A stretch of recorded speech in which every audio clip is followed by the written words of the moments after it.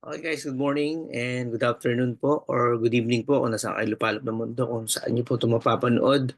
So, by the way, my name is Coach Mark and dito ako sa Japan. Almost 20 years na ako dito pero ngayon lang ako nag-start nagnegosyo.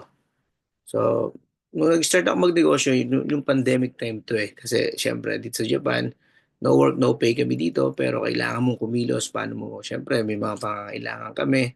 Yung mga pang-tuition ng mga anak namin, pangkain namin araw-araw.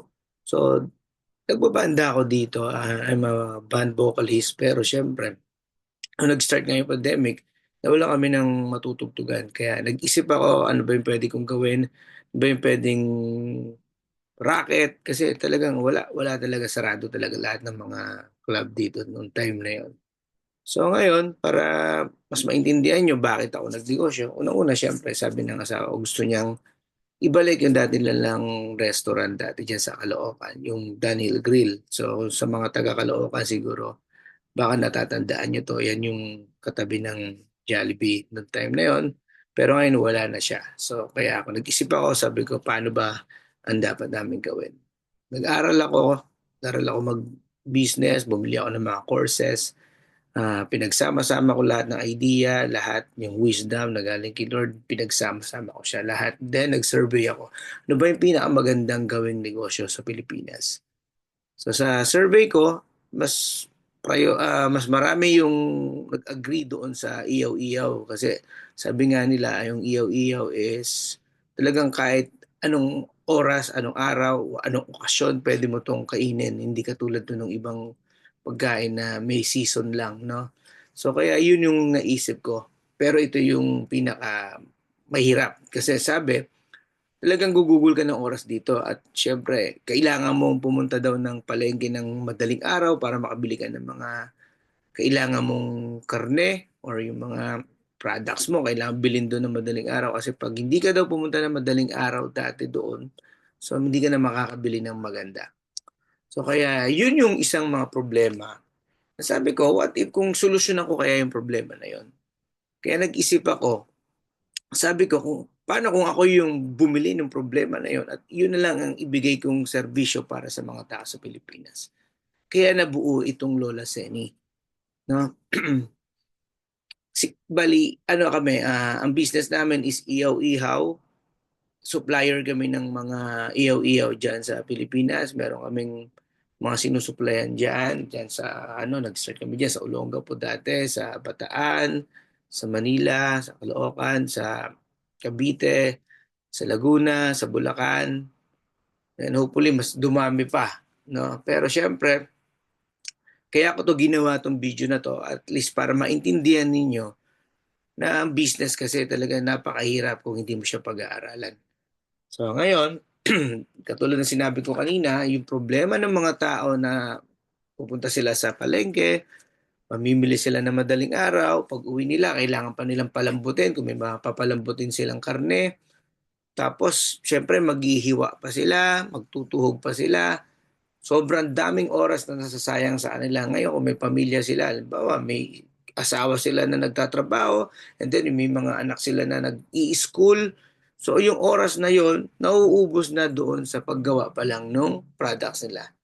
So, kaya naisip ko, sabi ko, what if kung ako na lang yung gumawa ng lahat ng yon.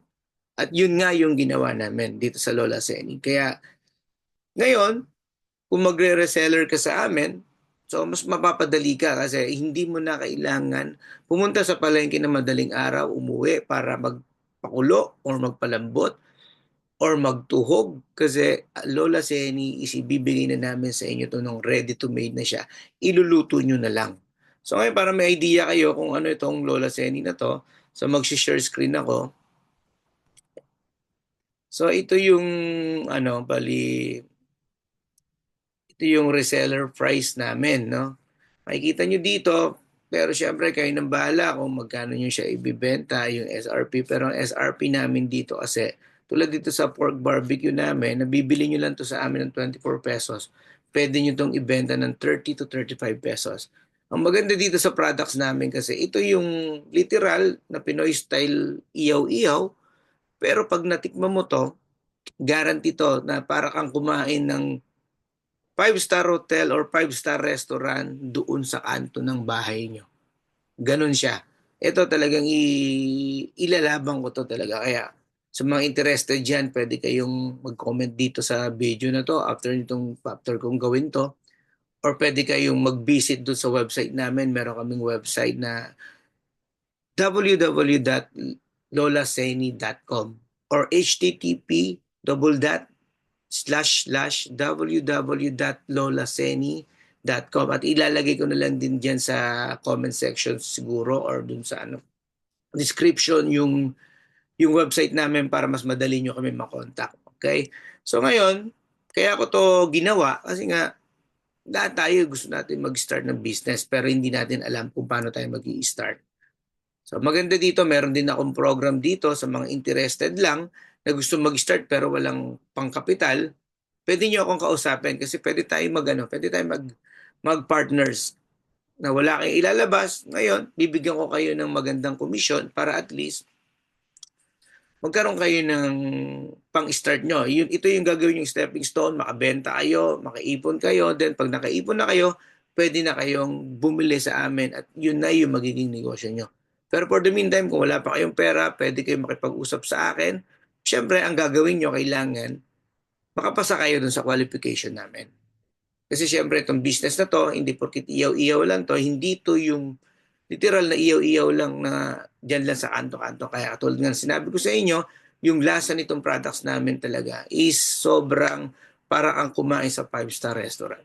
Guarantee to. Ngayon, pag hindi ito masarap, sige, try nyo. Then pag hindi kayo nasarapan, ibabalik namin yung pera ninyo. Yan yung isa sa mga igagaranti ko sa inyo. Kasi talagang kahit ako, yung mga kaibigan ko sa Pilipinas, talagang sinasabi nila sa akin na sobrang sarap ng products mo. Kaya ang ganda nung flow ng business namin hanggang ngayon, tuloy-tuloy kami.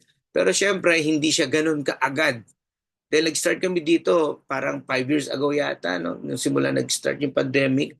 Talagang yung first 3 years namin, talagang wala. Ang hirap, ang hirap. Sobra ang hirap. Hindi namin siya na i-build ng maayos kasi syempre trial and error, kuha kami ng mga staff, kuha kami ng tao, may mababago, may aalis, may dadating, so panibagong turuan na naman hanggang sa nakaipon kami at nakagawa kami ng sarili namin team.